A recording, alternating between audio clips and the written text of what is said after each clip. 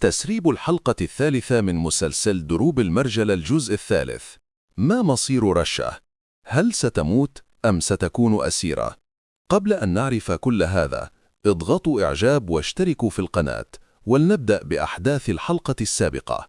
في الحلقة الماضية رأينا أن شاهين خرج مع القوم لتسليم الآثار إلى الدولة، بينما لا يزال فزاع في المستشفى.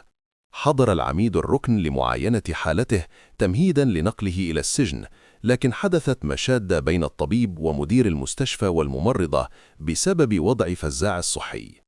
أما رشة فقد خرجت تبحث عن شاهين، لكنها تفاجأت بالعقرب وعصابته وهم يهاجمون عساكر الدولة.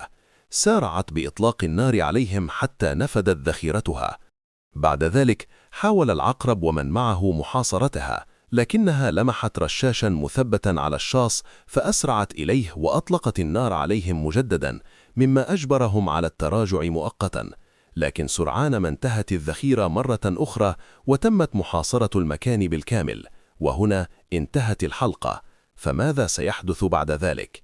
بحسب التسريبات الحصرية فإن الشيخ صقر سيتدخل في اللحظة الحاسمة وينقذ رشة، حيث سيقوم بمحاصرة العقرب وعصابته مما يجبرهم على الفرار، وبعدها سيعاتب الشيخ صقر رشة على خروجها وحدها، خاصة أنه علم بالأمر من قمر، كما أن زوجته أخبرته أن رشة ليست موجودة في الديرة.